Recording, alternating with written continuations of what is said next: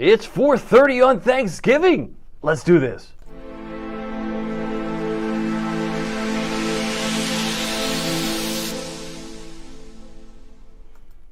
Happy Thanksgiving, Hampton Roads, Northeast North Carolina, because shopping, it's a real thing.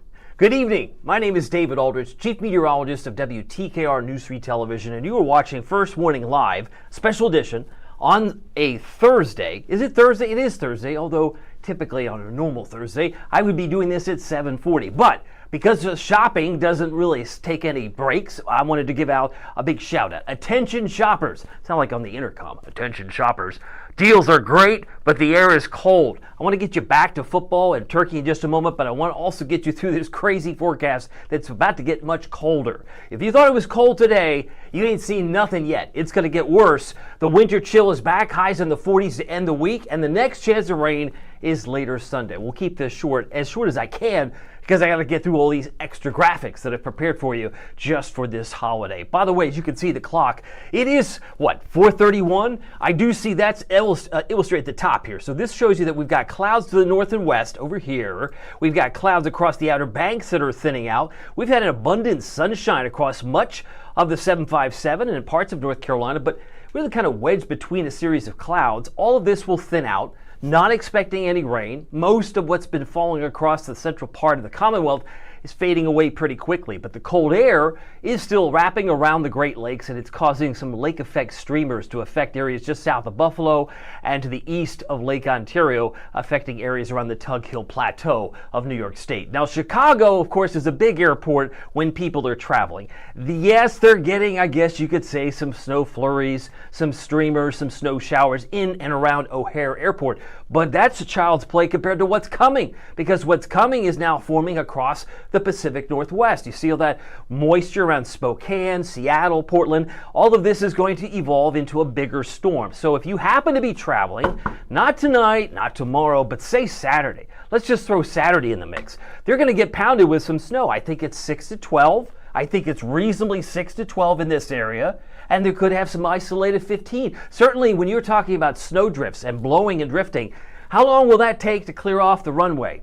Probably some extra time that will delay you at a long period of time on a holiday weekend. So if you happen to be connecting through Chicago, maybe if you can, maybe could you change an airport, maybe go someplace like Atlanta, some other place that would be more conducive to better weather, because they will not be getting good weather in the couple of days here in Wisconsin, Iowa, or much of Michigan and Indiana.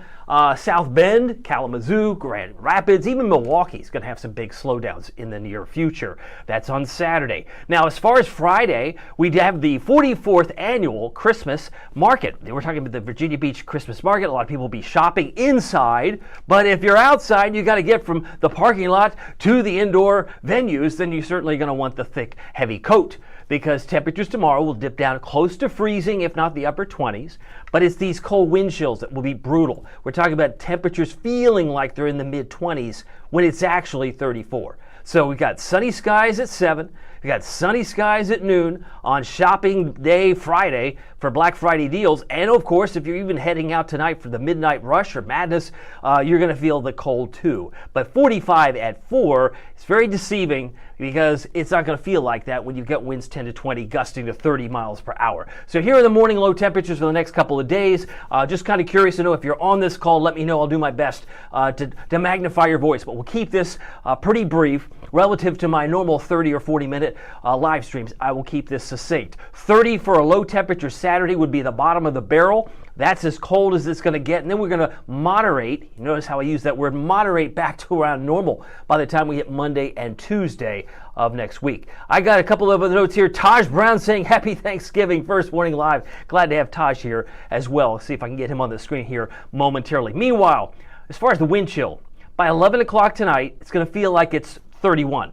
Now, if that doesn't seem that cold to you compared to now, I mean, right now it's, 50? We have 50 degrees, feels like 48 at Norfolk International. So it's going to feel colder by the time we get to about 11 o'clock tonight.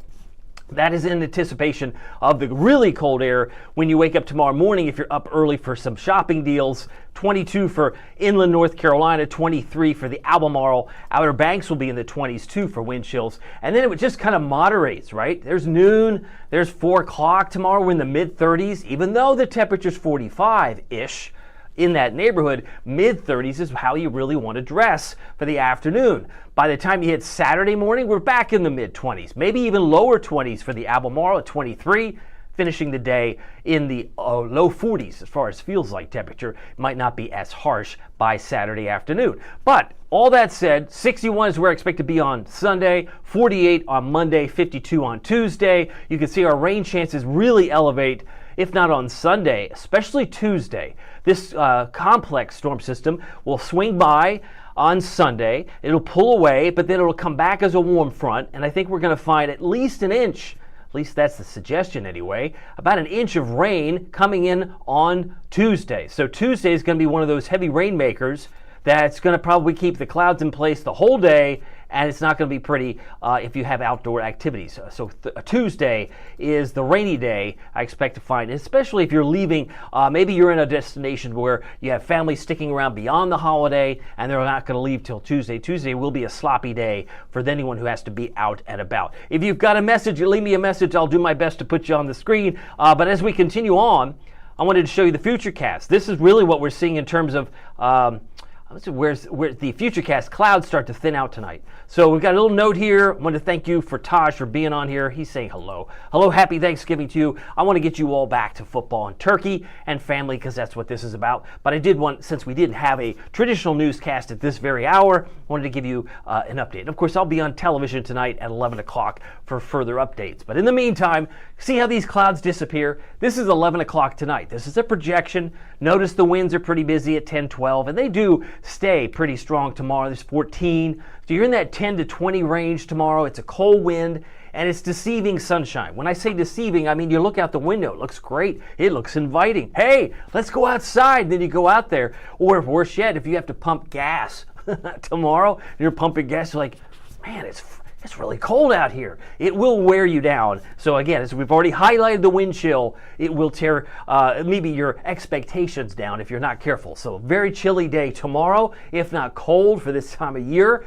After all, it's still November. 11 o'clock on Friday night, you can see that we have virtually cloud-free skies and maybe a few wispy clouds, high thin cirrus coming in on Saturday from time to time. Let me bring you up to speed on the next rain chance. This is a very important graphic to show you because you'll notice at 1 o'clock Sunday, we don't have any problems, right? There's no issues here. We look good. 1 o'clock, that we might have partly to mostly cloudy skies, but many of us are dry through the morning and early afternoon. It's probably not until 6 o'clock, maybe around dinner time or supper time. However you want to describe it, it starts to cloud back up and some rain starts to move in, and it really picks up around 11:30 at night. So once this front crosses by through Hampton Roads, through Norfolk, Virginia Beach, that'll be the height of this event. It may linger into about 2 or 3 in the morning. Some models would suggest even 5 in the morning. But once it's out of here, there's 7 a.m., it's a sunny day. Monday looks great, but it's the same storm system that comes back out of Alabama, because watch, it comes back as a warm front,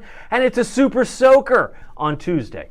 A super soaker, yeah, and I suspect, to be fair, I wouldn't be surprised if we get some snow in Lexington, Huntington, and Charleston, West Virginia. About a 1 to 3 swath in here. So you're going to be looking at about an inch of rain here, but it'll change over to some snow to our northwestern neighbors. Some of them may actually pick up in state capital of West Virginia. Maybe they pick up in excess of 3 or 4 inches. Especially in the higher terrain, that's not unheard of. Might be very welcome for places like Snowshoe, West Virginia, for all those snowboarders and skiers. There might be some opportunity there as well. Now, we've already talked about Chicago snow. That would be something that would happen Tuesday for some areas in Kentucky and West Virginia. The temperature outlook today, this is the 8 to 14 outlook. Really cold across the Great Lakes and also New England. Friday morning forecast, we're down about 29 in many parts of inland North Carolina, 32 south side and 33 peninsulas. This is cold stuff. 27 for Cortland, 27 for Waverly, about 37 though for Nags Head, and 29 for Moyock. So pick out your favorite town.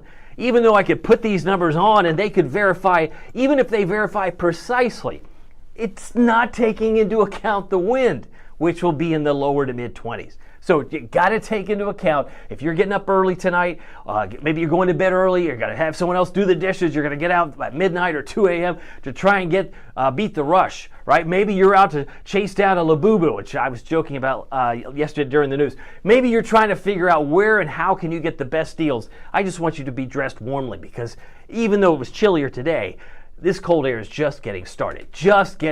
And highs tomorrow will be lucky to hit 45. That may be pie in the sky. Some of you may stop at 42, like Melfa. Maybe it's just 44 for Nags Head. It will be a cold day, no matter how you slice it. Here's your first warning. WTKR News 370 forecast, 44 on Saturday, 44, and then we're down to 34 Sunday morning. So I think the chill starts to exit after Sunday morning. We do bounce back up to 61. Sunday would be the warmest day of the week. You'll notice we get a little bit of a break on Monday. I think that's kind of between two systems here.